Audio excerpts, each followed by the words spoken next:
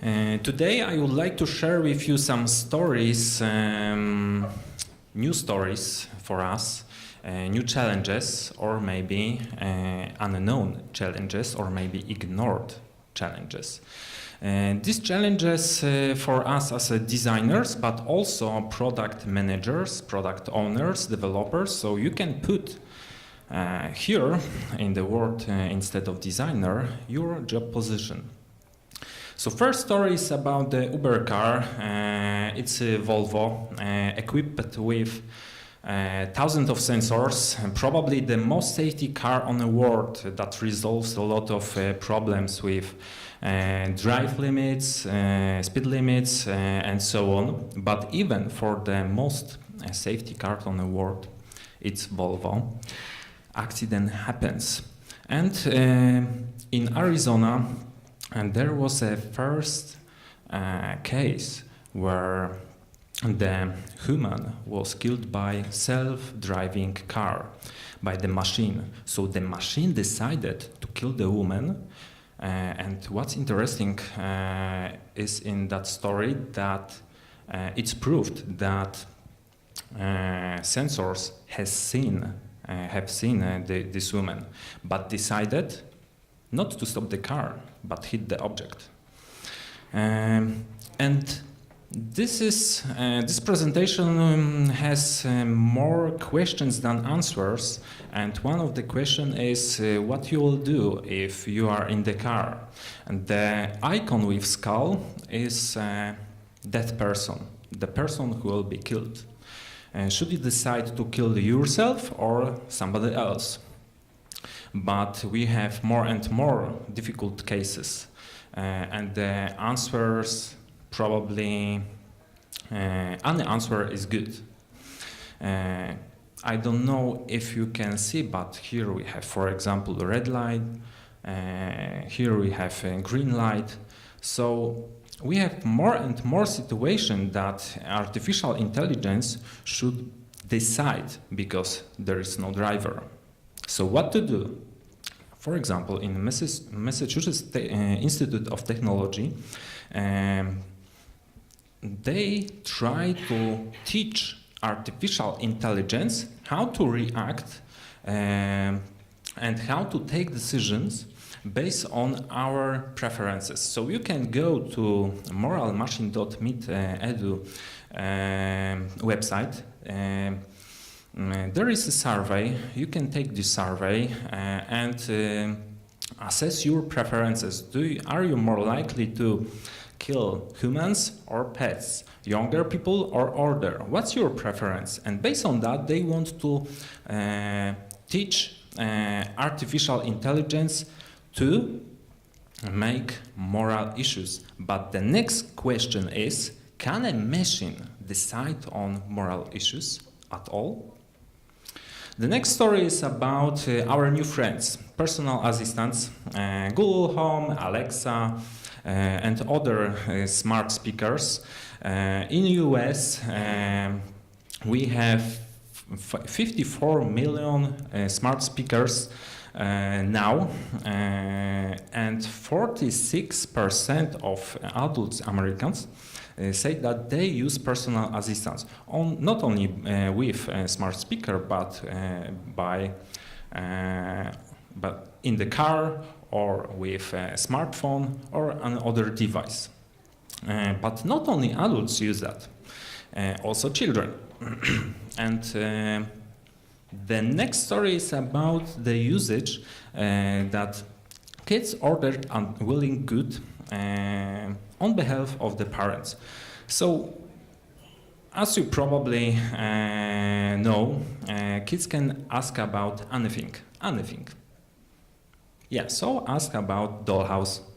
The story is funny because it was recorded by one of television program and played, and the dialogue with the Alexa played in the TV.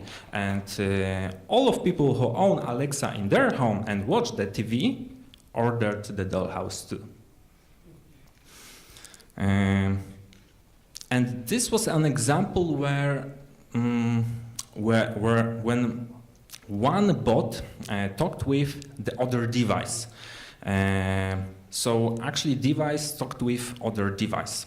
And how about the initiator of the talk was not a human, but actually a bot. And the other person is the other side is a person. So Google Duplex is a bot that can arrange the meeting for you, for example, by a phone call. Actually, you can listen it. It will be better. Calling a real salon to schedule the appointment for you. Let's listen.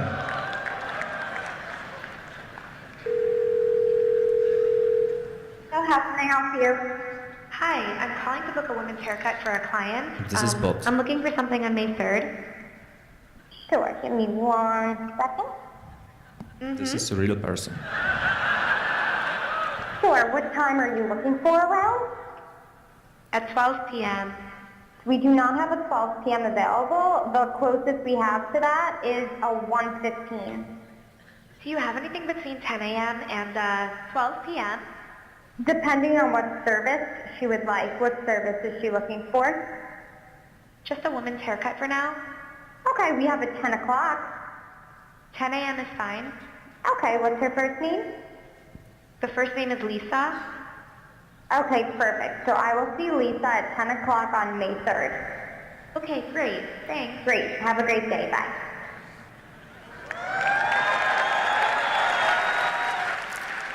So we are living in the world where bot can talk with other bots, when bot can be initiator of the dialogue with other people, when the Turing test is passed, probably is passed, because the other person probably doesn't know that it was a bot. And if we add to this artificial intelligence and that bots phase, we have humanoid, and this is Sophia. Sophia is probably well known in Kraków because she was here this year on one of the conference. She participated in debate, answered questions. She has citizenships of the Saudi Arabia, and she is a student in University of Technology in Kraków, Akademia Górniczo-Hutnicza. So if she is a citizenship, can she vote or start in the election? Can a machine be treated as a real person? And the next story is probably more close to you because it's in your pockets. It's about your applications. I bet that if you turn on the internet and the sound in your phones right now, in a few seconds we'll receive the first notification. Yeah, so are we addicted to the mobile application? Of course we are not addicted, because it's our times. It's not millennials, it's for us. It's characteristics of us. We use mobile phones too much, but it's not addiction, because as researcher says, only 1% of internet users are addicted to the internet, and because they are more willing to be addicted at all, to sugar, to ketchup, I don't know what, caffeine. So we are not addicted, but it's proven 22 years ago that continuous use of application leads to loss of money skills. And it was described and proven. But how to live when all applications fight for our attention? They fight for us, for our, I don't want to say souls, but our attention, our time. They works as a sugar because these great pictures and so on, great faces are like a sugar, are addicted. So, do smartphones make us less smart? Think about GPS. Okay, so now is our role in that, because we are the producers of a software, of tools, of applications, mobile applications. So should we produce that kind of stuff? Of course we should. It's a good way. The good way is to provide the social responsible products. So how to make it? We should be socially responsible, and you can put here designer, developer, product manager. So how to become a socially responsible manager? And probably you now expect some great recipe, but I don't have it. I have only 3 simple steps, like 3 simple stories that works for me. And this is my lesson learned. And I hope that based on my experience, you will also have a valuable input in your work. So first, create your manifesto. It's all about your values. So find your values in your heart, in your head, in your work. Think about your superpowers. You can find your superpowers, your strengths, for example, with the tool that is called Gallup Strength Finder 2.0. You can use also that with your whole team. Make these workshops for a whole team and define where are people more well suitable for the first stages of the process, or maybe at the end of the process, or maybe they are generalists, or maybe they have good strategic point of view, has great responsibility skills, and so on. This is an example, but you should think about your values, your superpowers, and based on that create mission statement.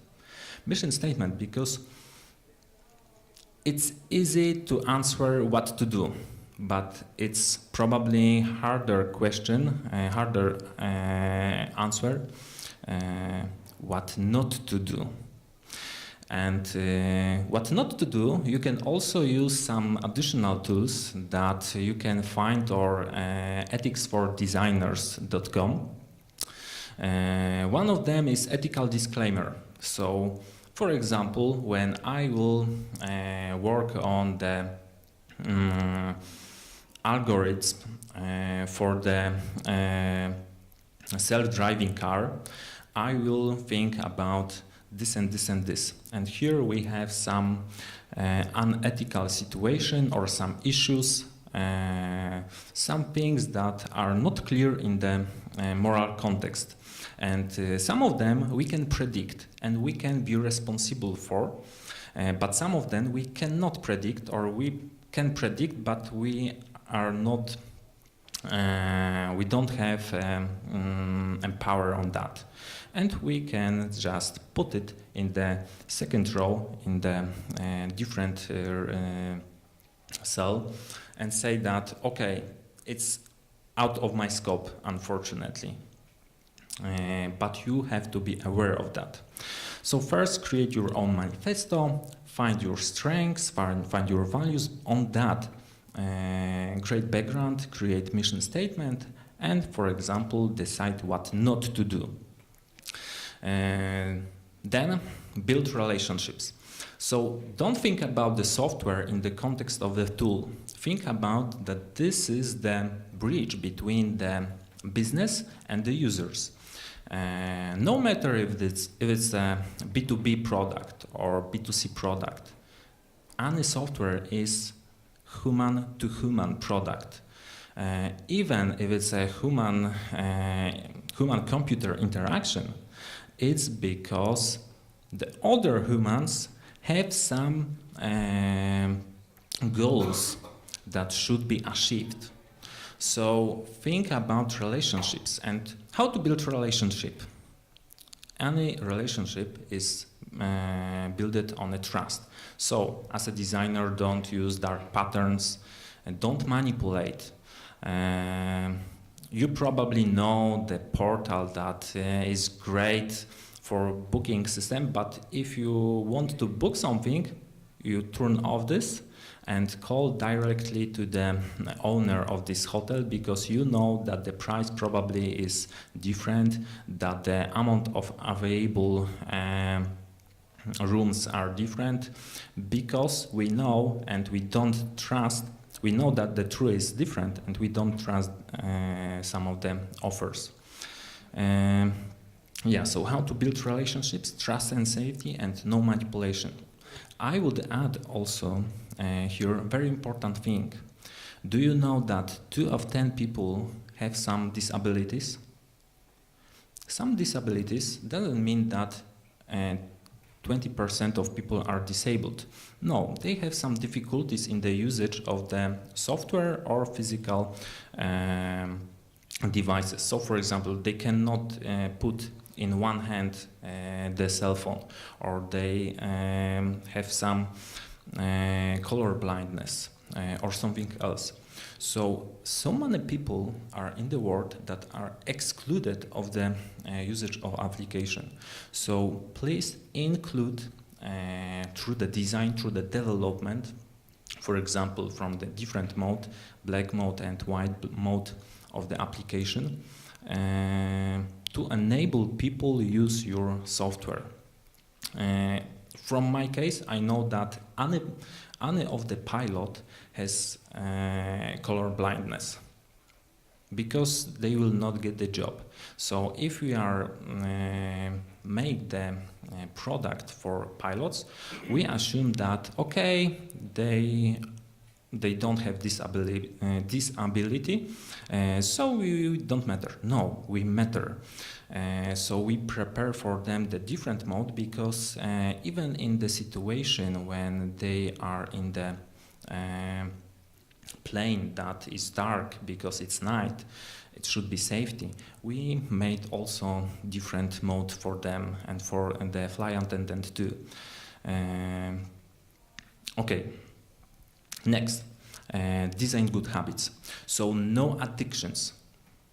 Please don't make the software that should addict people. Please make software that encourage to good habits. Do you know that for a diet, the word diet in the App Store is more than 3,000 of search results, but only few of them are actually good for diet, because only few of them is focused on a good habits. We don't want to calculate calories. We don't want to be mathematicians. We want to change our lifestyle and then be fit. So if you have the customer journey and you define some pain points that people have, eliminate these pain points, these points that are destructive, or the points with discomfort. And then provide some reward with your application, like with hook model, when the trigger action and instant gratification is available. But additionally to that, one or other of this book also encourage to make some additional investment in the software. What does it mean in the software? I think that the great allegory is with the IKEA. So if you yourself assemble the furniture, you value it more. You value more this chair because you assembled it yourself. So if you put the effort in your application, for example, to add more photos to the Instagram, it's more harder for me to delete this account later. If I put more data in the software, then it will be harder for me to change the software to the other tool. It will be harder for me to leave it. But again, not about addiction, but think about good behaviors. So first, eliminate the pain point. propose the value, and prepare the mechanism to make good habits. Additionally to that is the, if we have time for that, the graph for the circular economy system. Do you know that the same person who is populator and evangelizator of the design thinking, Tim Brown from IDEO, probably the best and the most known design company on the world, now say that not design thinking, but circular design process is the best process on the world. So actually it's hard to explain it in a software, but in the real production, physical environment, you just focus on reusing, recycling, repairing, and so on. But we, in the software company, we also can do that. We can borrow something, we can repair something, not again and again do something from the scratch. Okay, so 3 points that works for me. Create your own manifesto, build relationships, and design good habits. With some additional tools that you can also find in the internet, and all of these materials will be also presented on my website and on my LinkedIn profile. You can create better tomorrow. Thank you.